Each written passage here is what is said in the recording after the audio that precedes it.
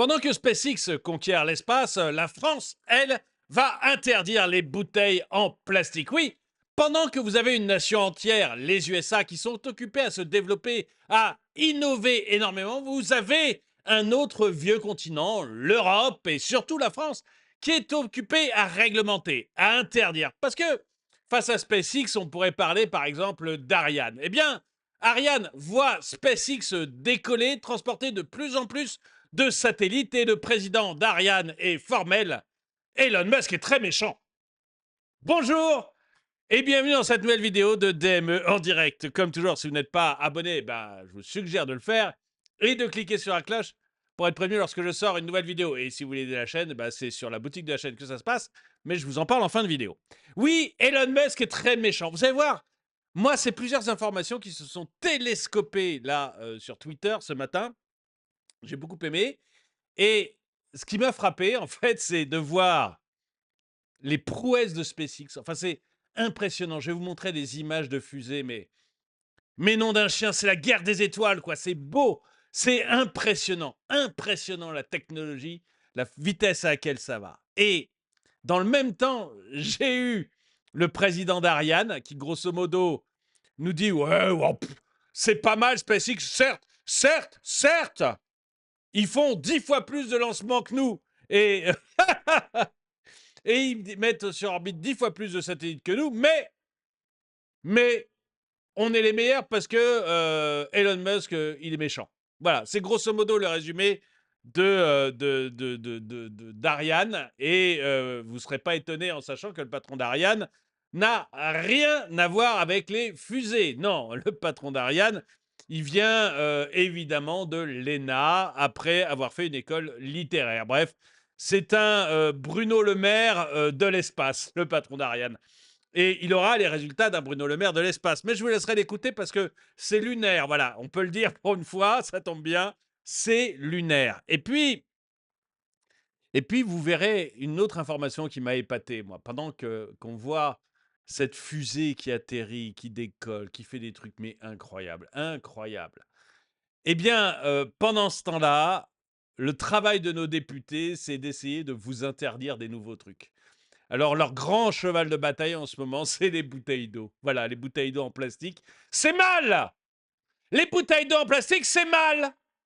Alors, on va vous interdire un nouveau truc. Ils aimeraient réussir à vous interdire un nouveau truc, c'est les bouteilles d'eau en plastique. Parce que tout le monde sait que votre avenir dépend de la bouteille d'eau en plastique de 33 centilitres. On est... non, mais on est dans... Ils sont fous, en fait. On va se faire, mais complètement écrabouillé. On va se faire complètement écrabouiller. On va se faire laminer. On se rend pas compte. On se rend pas compte. Et derrière, on fait tout ce qu'on peut pour que des gens comme Elon Musk se barrent de France, en fait. Voilà, tous les Elon Musk français, je vais faire une vidéo, je vais essayer de préparer une vidéo pour cet après-midi sur les gens qui se barrent, qui quittent la France, à cause des taxes, à cause des réglementations, à cause de tous les emmerdements que nous met l'administration. Et on fait tout, nous, on fait tout pour que le futur Elon Musk français parte, aille ailleurs. On essaie vraiment de faire tout pour qu'il parte ailleurs. Je vais vous donner un exemple. Je vais rentrer dans la vidéo. Je vais rentrer dans la vidéo, mais vous voyez, un exemple. LVMH. LVMH, Bernard Arnault. Bernard Arnault, on n'arrête pas de lui cracher la gueule. Il donne 10 millions, je crois, pour les Restos du Cœur, on lui crache à la gueule. Quoi qu'il fasse, on lui crache dessus, Bernard Arnault. Quoi qu'il fasse, on lui crache dessus. 95% du chiffre d'affaires d'LVMH, 95% du chiffre d'affaires d'LVMH, son entreprise, se fait hors de France. On se dit que vraiment pour qu'il reste, il faut vraiment qu'il soit cool, quoi. Enfin, vous voyez, on essaie de faire partir tous ces gens-là. C'est insupportable. Alors qu'on devrait vraiment les remercier d'être là. Alors bon, peu importe. Je vais vous montrer quelques images de cette fusée. J'ai été, mais abasourdi. Abasourdi. On vous laisse avec votre socialisme mental et vos migrants. Nous, on va conquérir l'univers avec Elon Musk. Alors, on regarde la vidéo parce que c'est impressionnant. Attendez, je vais devoir couper la musique parce que je sais pas si j'ai les droits pour la musique et après je me retrouve avec des problèmes. Donc je coupe la musique. Regardez cette fusée au décollage. Sérieusement, ça y est, on entre dans un autre siècle, quoi. On voit qu'on est en train de rentrer dans autre chose. C'est la plus grosse fusée de SpaceX. C'est une fusée comme ça qui va envoyer les gens sur Mars. Regardez comme c'est beau, quoi. C'est impressionnant. Impressionnant. Mais alors, le plus impressionnant, alors le fait qu'elle ait décollé, c'est déjà énorme parce que c'est très, très, très, très massif. Mais ce qui est vraiment impressionnant, c'est l'atterrissage. Donc, vous voyez, en 2019, là, pour mesurer la claque intergalactique que SpaceX a mise à Ariane Espace. SpaceX va réaliser 148 lancements en 2024, soit un tous les 2 jours et demi. Un lancement tous les 2 jours et demi. Ariane a réalisé 117 lancements en 20 ans. Elon Musk va faire plus de lancements en 2024 qu'Ariane en 20 ans. On peut dire ce qu'on veut. Excusez-moi, on peut dire ce qu'on veut, mais on est aux fraises, quoi. On est aux fraises. Alors regardez, donc ça c'est en 2019 l'atterrissage d'un premier SpaceX, d'un premier vaisseau d'Elon Musk, comment il a réussi à faire. Vous savez que quand Elon Musk est allé il est allé devant la NASA et devant Ariane, il y avait un congrès, etc. Et il avait expliqué que ce qu'il voulait faire, c'est faire réatterrir les lanceurs. Parce que les lanceurs, on ne savait pas les faire réatterrir, ou plutôt on s'en foutait, ou alors vous aviez des fonctionnaires qui vous disaient bon, on a toujours fait comme ça, on ne va pas changer les choses, c'est pas possible, gna gna gna, et du coup on perdait les lanceurs, donc ça coûtait extrêmement cher, parce qu'après il fallait le reconstruire, etc. Là, il arrive à les faire réatterrir. Donc, le lanceur de 2019 et le lanceur de 2024. Celui de 2024 est incroyablement lourd. C'est pour ça que c'est intéressant. C'est que c'est vraiment très, très lourd. Donc, le premier, c'était déjà un exploit y arriver. Mais le deuxième, regardez ça. Et la tour va venir le choper. C'est impressionnant, quoi, l'évolution de SpaceX en 5 ans, quoi. On est aux fraises, hein. Il faut comprendre qu'on est complètement aux fraises. On est complètement aux fraises. On n'y arrivera pas, hein. Je vais vous montrer. Moi, je m'en lasse pas. Bon, je suis désolé s'il y en a qui aiment pas ça, hein, mais moi, je m'en lasse pas. Je suis un grand enfant et j'aime voir ces jouets atterrir. C'est impressionnant. Landing burn has been ignited. We're now down to 3 Raptor engines. We can see those chopsticks now. Presque, il est en train de se remettre bien dans la voiture pour pouvoir bien atterrir sur la tour.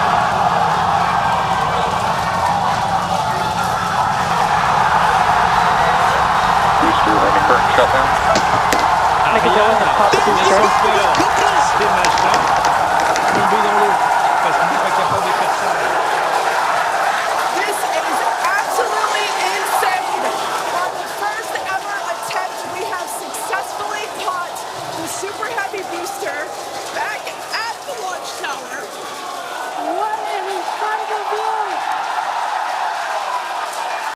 Donc leur Super Heavy Booster, leur fusée super lourde, elle arrive à réatterrir sur la rampe de lancement.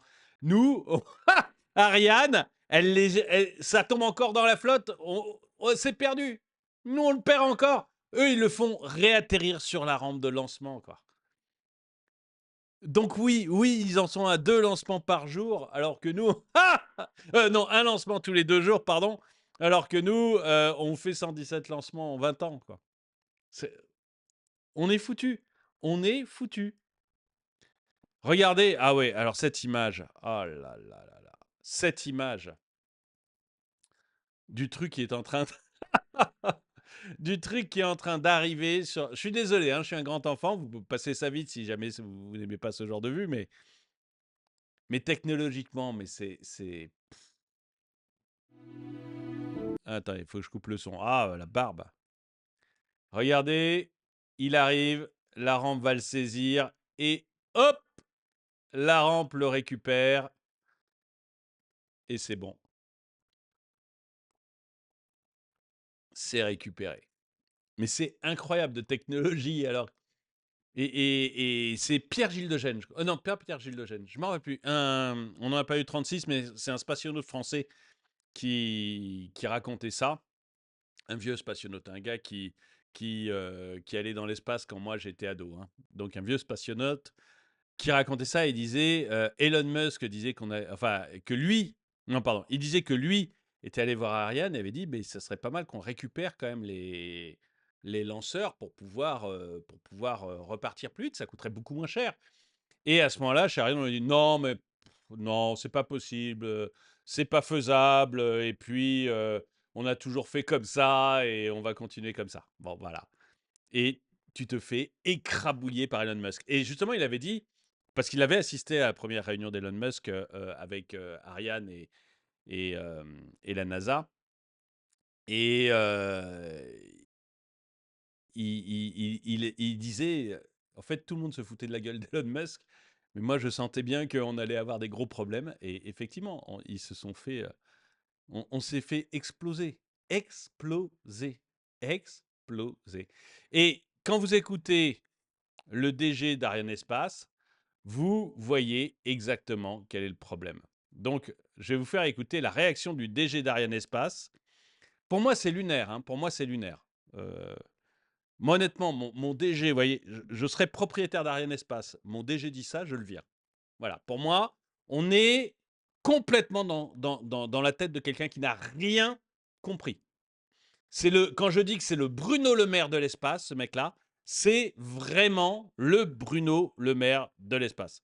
Pour moi, c'est évident. Ce gars-là n'a rien compris à ce qui va arriver. Alors, c'est assez normal parce que si vous regardez, donc c'est Stéphane Israël, et quand vous voyez ce qu'il a fait, ben, il a fait l'ENA. Avant, il a fait l'école normale supérieure. Avant, il a fait le lycée Henri IV et puis le lycée Jean-Baptiste C. Donc, il a fait les meilleurs lycées de Paris, tant mieux. Il a fait l'ENS, c'est bien. Et évidemment, il a fait l'ENA. Oui, il n'a pas fait Polytechnique.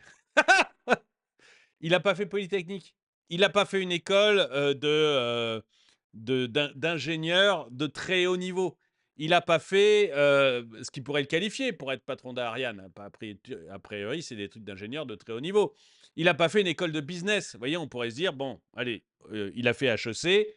HEC étant une des écoles de business les plus reconnues dans le monde entier.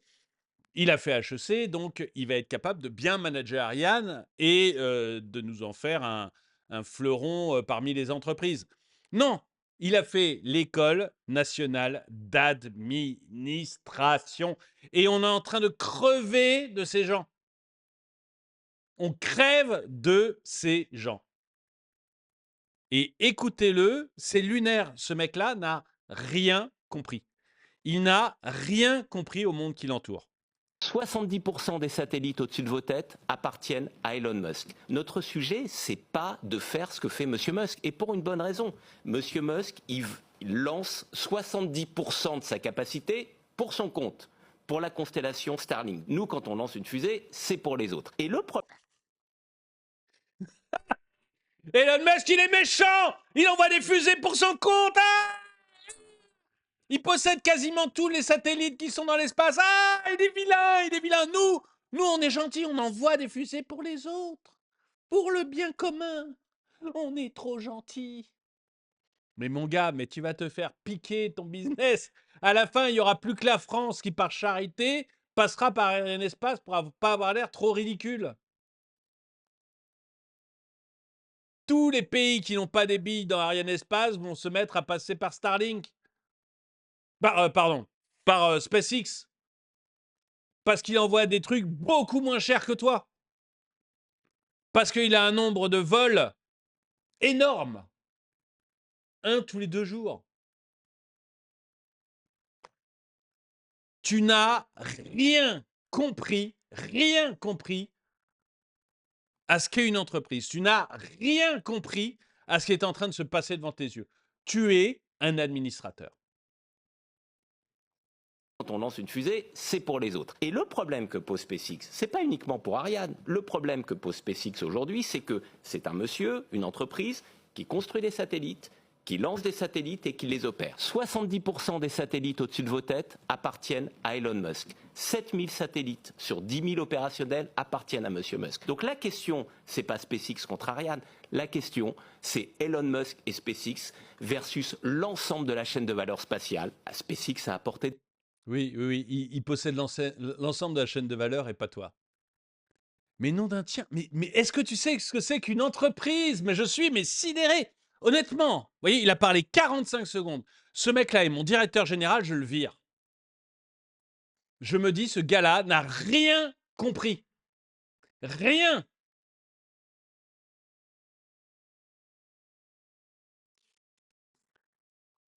Je sais pas, peut-être que lui aussi, sur son temps libre, il écrit des bouquins de cul, comme Bruno Le Maire, je ne sais pas. Mais franchement, ces gens-là sont à côté de la plaque. versus l'ensemble de la chaîne de valeur spatiale. Oui, il prend l'ensemble de la chaîne de valeur spatiale. Oui. Et tu devrais faire la même chose, bougre d'âne!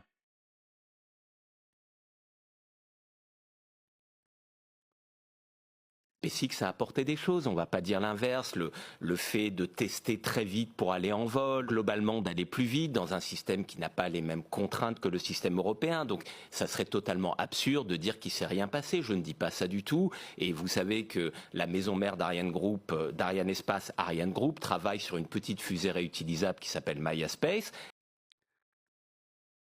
Parce que leur grande fusée, elle n'est pas réutilisable. Vous avez vu la fusée d'Elon Musk atterrir sur son pas de lancement.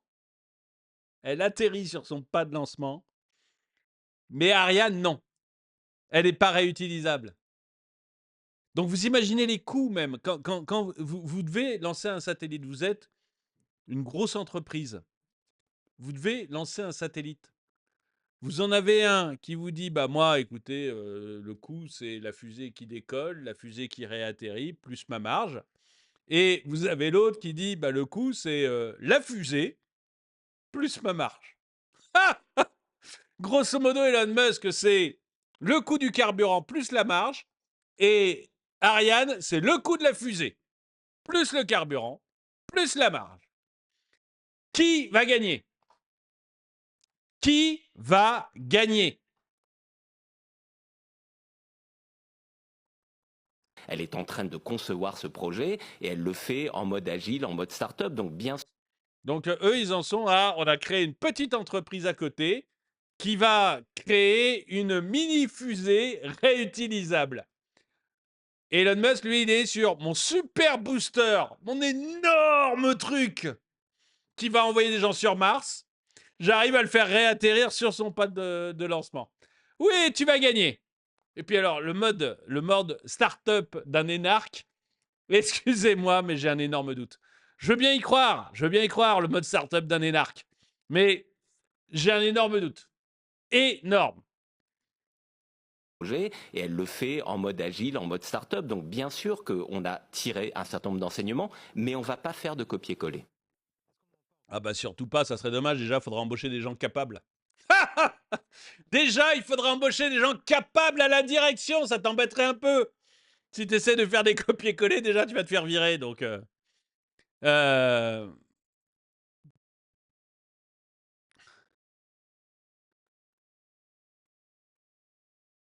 un chef d'entreprise, il n'a pas besoin de connaître cela. Ce n'est pas lui qui conçoit les fusées. Il gère les programmes spatiaux. Ben oui, mais Guillaume, qu'est-ce qui te montre que ce mec-là est un chef 70% des satellites d'entreprise? au-dessus de vos têtes. Tu sais, Thierry Breton aussi a été chef d'entreprise à un moment. Hein, et le résultat, c'est qu'Atos est au bord de la faillite. Hein, et qu'on est en train de négocier avec l'État français pour que l'État français récupère les supercalculateurs stratégiques d'Atos parce que bah, on en a besoin, la France en a besoin pour faire marcher son nucléaire, etc. Mais l'entreprise est en train de faire faillite. Je pourrais citer Serge Tchuruk. Serge Tchuruk, pour ceux qui ne savaient pas, même chose. Même très beau profil d'homme politique qui a grenouillé dans les différents ministères, puis qui s'est retrouvé patron d'Alcatel. Voilà, il est passé des ministères à patron d'Alcatel. Et puis Alcatel, il a pris une énorme boîte. Et aujourd'hui, c'est plus rien. Voilà. Lui, c'est beaucoup enrichi. Il avait un très bon salaire, Cherokee, il n'y avait pas de problème. Mais hop, il n'y a plus rien. Je pourrais vous en citer plein. C'est pas des chefs d'entreprise.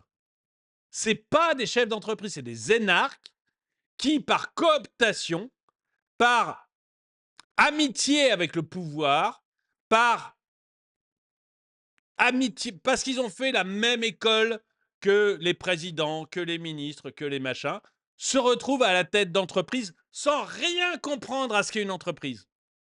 Son discours, là, c'est « je ne comprends rien à ce qu'est une entreprise ». Demain, mais même vous, réfléchissez, enfin, franchement, réfléchissez. Demain, vous avez le choix entre mettre votre argent sur SpaceX, acheter des actions SpaceX ou acheter des actions Ariane. Voilà, vous avez 1000 €. Je vous laisse pas. Vous avez qu'un seul choix, SpaceX ou Ariane. Qui va le mettre sur Ariane? Qui pariera un fifrelin sur Ariane? C'est pas des chefs d'entreprise. C'est uniquement des administratifs. C'est des gens qui ont fait l'ENA, c'est tout. Et honnêtement, regardez dans quel état est notre pays. Regardez les entreprises qui ont été dirigées par des énarques. C'est des catastrophes. C'est des catastrophes.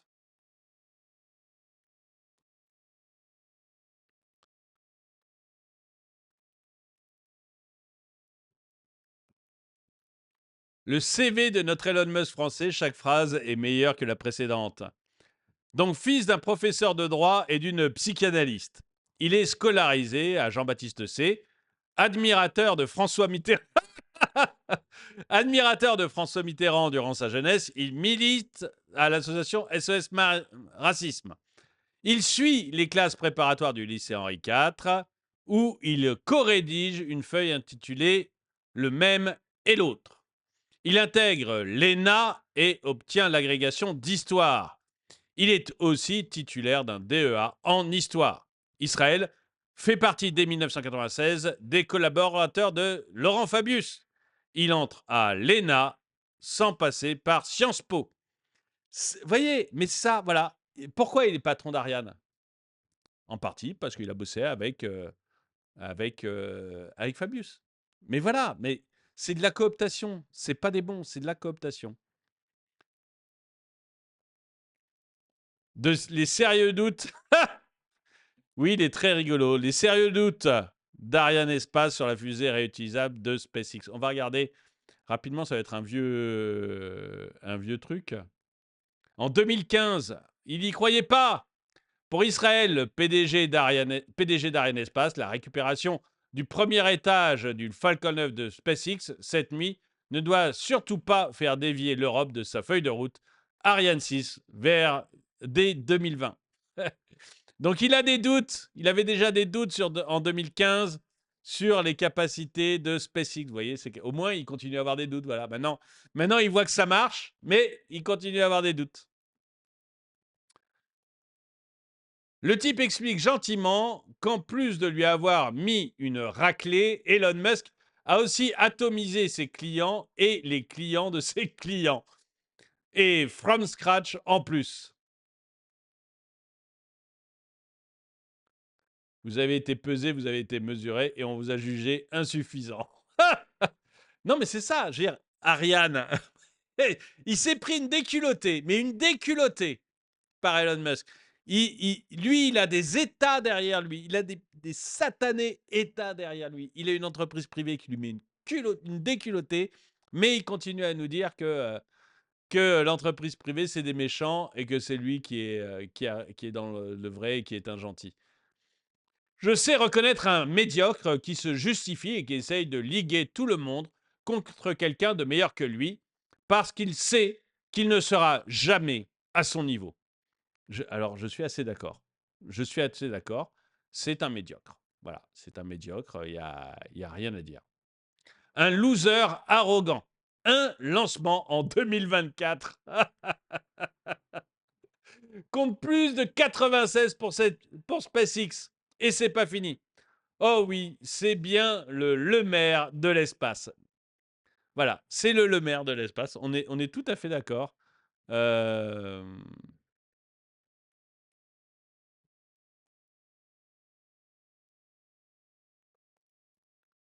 Le problème de SpaceX, en somme, pour ce monsieur, c'est que ça marche. Mais oui, parce que c'est un médiocre. Et que globalement, ça le.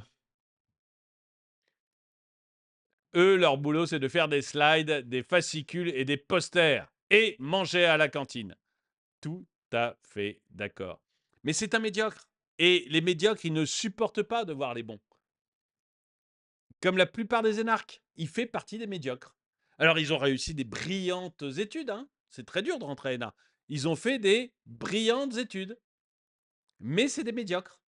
Et ils ne supportent pas de voir des gens qui sont meilleurs qu'eux. Mais voilà, un lancement pour Ariane. Un lancement pour Ariane, 96 pour SpaceX. Moi, je veux bien. On peut me raconter ce qu'on veut. Hein. On peut me raconter ce qu'on veut, hein, mais ils sont nuls. Et je suis assez d'accord quand je vois ça, vous voyez. Voilà. L'innovation aux États-Unis, c'est l'IA et des fusées qui atterrissent sur leurs pattes de lancement. L'innovation en Europe, c'est des bouchons qui t'emmerdent et que tu ne peux pas enlever et une réglementation sur l'IA. C'est vraiment ça. C'est vraiment ça. On est. This summarizes things quite well. Ça résume assez les choses. Oui, je crois que ça résume tout à fait les choses. On en est vraiment là. Je crois qu'on en est vraiment là. On est en train de se faire bouffer. Hein. Il faut vraiment l'avoir en tête. On est tranquillement, mais tranquillement, en train de se faire bouffer par les États-Unis. Il faut que ça change. Et regardez, alors, j'avais promis une troisième intervention lunaire. Mais comme on parlait de bouteilles plastiques, eh ben, je suis tombé, moi, sur ce député. Vous voyez Pierre Cazeneuve. Alors, je ne le connais pas, Pierre. Moi, j'ai rien contre lui. 17 centilitres, 20 centilitres, 25 centilitres, 33 centilitres. Encore en 2024, des dizaines de millions de micro-formats de bouteilles plastiques sont introduites en France chaque année. Une véritable absurdité écologique. Je dépose ce matin une proposition de loi visant à les interdire. Voilà. Alors, Elon Musk, le même jour, Elon Musk fait atterrir son super lanceur et nos députés veulent encore vous interdire des trucs. Mais vous ne pouvez pas arrêter de nous interdire des trucs, c'est mon tweet, mais vous ne pouvez pas arrêter de nous interdire des trucs. En fait, ces gens-là ont la passion de l'interdiction. C'est des médiocres. Ils veulent régenter vos vies. Si vous voulez vous acheter une bouteille de 33 centilitres ou de 25 centilitres ou de 17 centilitres, mais achetez-vous des bouteilles de 33, de 25 et de 17. Qu'est-ce que ça peut te foutre, Pierre? Que je préfère acheter mon coca de 25 centilitres ou mon coca en 33 centilitres. Qu'est-ce que ça peut te foutre?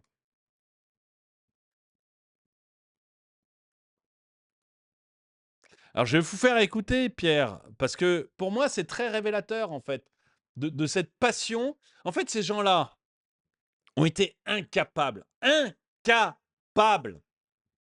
de vous rendre plus riche. Ils vous promettaient tous des lendemains qui chantent.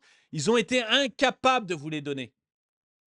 Même la retraite à 60 ans, cette promesse folle de François Mitterrand, on la recule toujours un peu plus. Votre pouvoir d'achat, il s'effondre toujours un peu plus. Toutes les promesses de lendemain qui chantent, ils ont été incapables de vous les donner parce que l'administration est incapable de vous les donner. Les gens qui vous donneront des lendemains qui chantent, c'est Elon Musk. C'est les créateurs d'entreprises. Ce n'est pas des Thierry Breton qui font des lois sur l'IA. C'est les créateurs de l'IA qui vont vous donner des lendemains qui chantent. Or, nous, on n'a plus que des gens qui savent réglementer, qui aiment ça. Ça les fait jouir de réglementer vos vies. Il y a chez eux une jouissance de vous contrôler. parce qu'ils ont été incapables de vous donner autre chose. Ils sont incapables, parce que l'administration est incapable d'embellir vos vies. Du coup, ils ont décidé de les régenter. Alors, pour Gaïa, hein, il y a toujours une bonne raison. Il y a toujours une bonne raison pour vous emmerder. Il y a toujours une bonne raison pour vous emmerder et vous taxer. Ça, c'est très clair. Je vais vous faire écouter notre merveilleux Pierre Cazeneuve. Ça, c'est une bouteille d'eau en plastique de 20 centilitres. C'est une véritable aberration écologique et c'est pour ça que j'ai déposé une proposition de loi pour interdire ces micro-formats de bouteilles. Voilà, on va vous interdire la bouteille de 20 centilitres. Mais tu peux arrêter juste de me casser les pieds. J'ai pas élu des députés pour me casser les pieds sur la bouteille de 20 centilitres. Il y a beaucoup de problèmes en France. Il y a un paquet de problèmes en France. Il y a un sacré paquet de problèmes en France sur l'insécurité, sur la justice, sur le coût de la vie, sur les entreprises qui se barrent. Il y a un paquet de problèmes. Mais la bouteille de 20 centilitres n'en fait pas partie. Du tout. Chaque année, c'est des dizaines de millions de ces petites bouteilles en plastique qui sont vendues en France. Combien ? Ça représente... Mais des dizaines de millions, oui.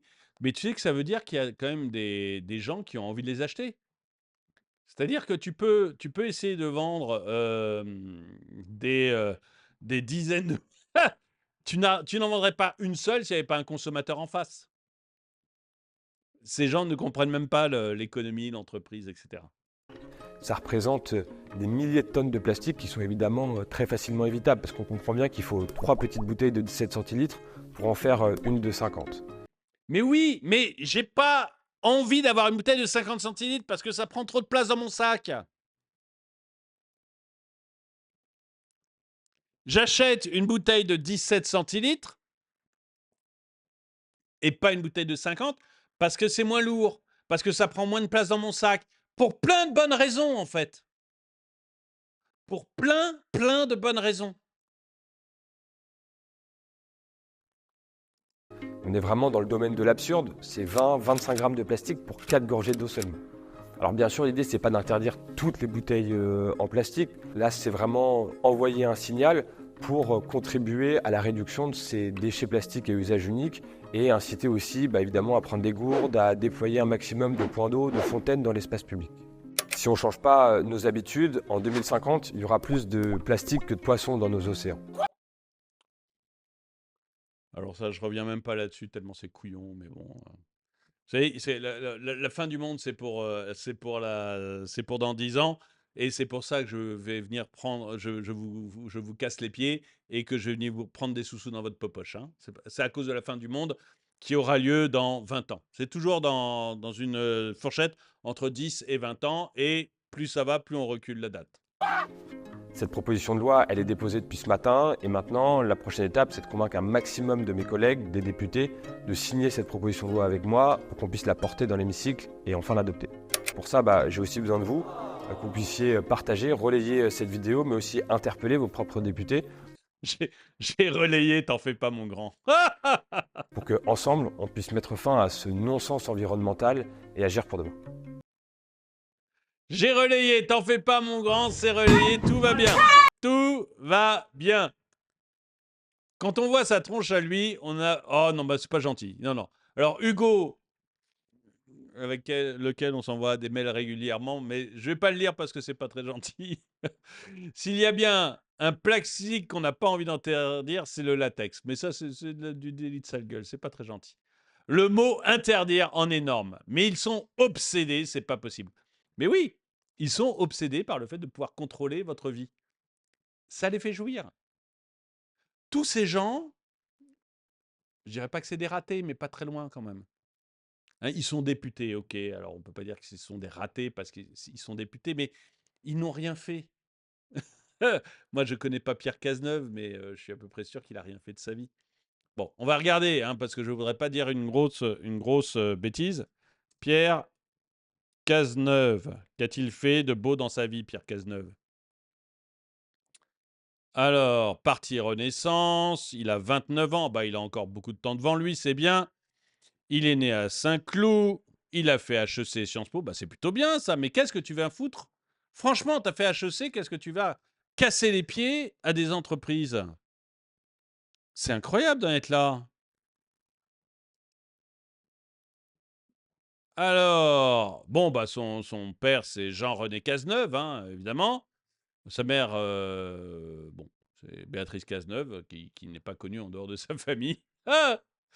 Et voilà, il est le frère de Marguerite Cazeneuve, ancienne conseillère d'Emmanuel Macron et directrice générale de l'assurance maladie. Un truc qui marche très très bien, l'assurance maladie, bravo. Il est également le beau-frère d'Aurélien Rousseau, ministre de la Santé. Parce que vous voyez, tout ça, ça se fait en famille, hein? Jean-René Cazeneuve a comme fils Pierre Cazeneuve. Pierre Cazeneuve est le frère de la patronne de l'assurance maladie et il est le beau-frère du ministre de la Santé. Ah, c'est des petites familles, vous voyez, c'est des gens, ça grenouille entre nous. Je comprends mieux pourquoi il a fait HEC et que malgré tout, il nous débite des conneries comme ça. Ces gens grenouillent entre eux.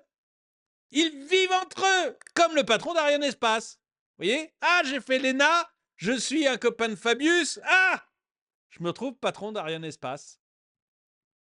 Et en 2015, je dis, Bob, SpaceX, c'est nul, ils vont se planter. Et en 2024, 10 ans plus tard, je dis, non, mais SpaceX, ok, il faut atterrir des super gros porteurs, mais moi, j'ai créé une petite start-up, une petite entreprise en mode start-up, et on est en train d'étudier la possibilité de faire réatterrir une fusée. Une mini-fusée, hein? Bah, pas une grosse, non, on n'est pas au point de... Ces gens grenouillent entre eux, contrôlent vos vies, jouissent des interdictions qu'ils vous donnent. C'est incroyable. Ça, c'est dans l'ADN macroniste. Ce qui n'est pas expressément autorisé est interdit. Exactement. Le monsieur n'a pas d'enfant, ne voyage pas et ne recycle pas. La vie est un endroit où de l'eau n'est pas polluée. Pas sûr de bien comprendre. Il faudrait leur interdire de nous pourrir la vie surtout. Exactement. Une loi pour interdire d'interdire. Mais oui, je trouve, vous me direz ce que vous en pensez, mais je trouve que ces gens-là ont fini par complètement détourner la loi. En principe, la loi, c'est censé être utilisé avec énormément de restrictions, c'est-à-dire dire on fait des lois parce qu'il y a des choses absolument essentielles qu'on doit interdire. Type, tu ne tueras point, tu ne voleras pas. Vous voyez, des trucs hyper carrés. Le viol est interdit, voilà. On fait des lois sur des choses hyper importantes. Hyper importantes. Et le reste, on fout la paix aux gens. Qu'ils fassent ce qu'ils veulent. Ce qu'ils veulent. Mais ces gens, en fait, jouissent tellement de leur petit pouvoir de contrôler votre vie qu'ils vont faire des lois sur absolument tout. La bouteille de 17 centilitres, si j'ai envie de boire des bouteilles de 17 centilitres, foutez-moi la paix. En plus, je dis ça alors que moi, j'en consomme pas. De temps en temps, des 33 centilitres pour mes enfants quand on se prend un coca avec un sandwich à une station-service. Mais sinon, j'ai plutôt, chez moi, c'est plutôt du 1,5 litre, 2 litres. Donc voilà. Mais foutez-moi la paix. Si les gens veulent acheter du 17, laissez-les acheter du 17. C'est quoi cette volonté de contrôler nos vies? Donc voilà, ce que je voulais dire dans cette vidéo, c'était vous montrer l'écart gigantesque, qui était en train de se créer entre les États-Unis et l'Europe, et surtout la France. Vous avez d'un côté un pays où on laisse les gens libres, et des gens comme Elon Musk arrivent à créer des fusées super gros porteurs pour aller sur Mars et de les faire réatterrir sur leur pas de lancement, pendant qu'en Europe, on a le patron d'Ariane Espace, dont la seule justification, c'est de dire Elon Musk, c'est un vilain. Seule justification pour le fait que lui soit complètement nul et fait décoller une seule fusée en 2024, alors qu'Elon Musk en a fait décoller 94. Seule justification, Elon Musk, c'est un vilain. Et puis, on a des gens dont la passion est de vous interdire des choses. Voilà. Thierry Breton, Aux États-Unis, on invente l'IA, on a des boîtes comme Nvidia, on a des boîtes comme Apple, on a des boîtes comme Google, on a des boîtes dans tous les sens qui créent de l'IA, ChatGPT, que vous utilisez tous quasiment, qui créent de l'IA, mais chez nous, on a Thierry Breton qui réglemente l'IA et qui est persuadé qu'il a fait faire un grand pas en avant à l'Europe.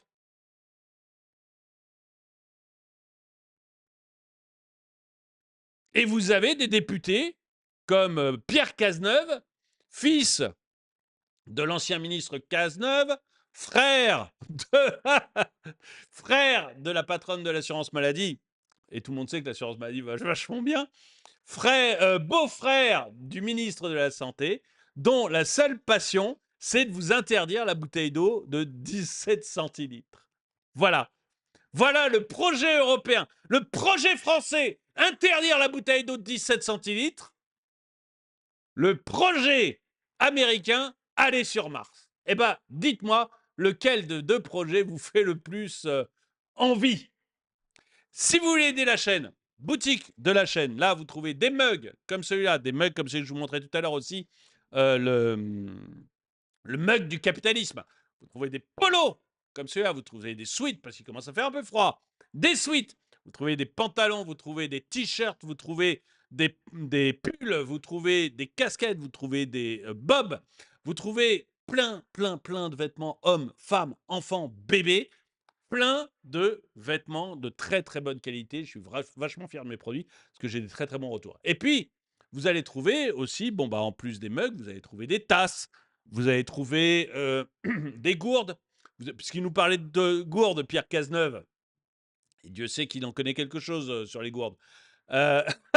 Pierre Cazeneuve, eh bien, vous allez trouver des gourdes, vous allez trouver des thermos, vous allez trouver énormément de produits dans ce genre de truc, et ça aide la chaîne, et honnêtement, moi, je me trouve plutôt soutenu quand je vois qu'il y a des achats très réguliers sur la boutique. Et si vous voulez pas mettre, vous avez envie de participer, ça vous fait plaisir, mais vous voulez pas mettre, je sais pas, le montant qu'il faut pour un polo, pour un sweat ou pour un mug, achetez-vous un magnet. Achetez-vous un stickers. Un sticker, ça me rapporte à moi net 1 euro. Un magnet, ça me rapporte à moi net 1,30 €. Vous avez participé à la chaîne, vous vous êtes pas ruiné et vous avez un souvenir de la chaîne. Honnêtement, ça vous fait plaisir, allez-y, quoi. Moi, en plus, honnêtement, je me sens super soutenu. Je reçois plein de mails toute la journée enfin, plein de mails, j'exagère, mais je reçois des mails dans la journée de la boutique qui m'annonce que quelqu'un a acheté. Bah voilà, je me sens soutenu, c'est vachement sympa. En tout cas, merci d'avoir regardé cette vidéo. Mettez-lui un pouce vers le haut, commentez-la, partagez-la. Merci à tous ceux qui me soutiennent donc. Et moi, je vous dis à très bientôt.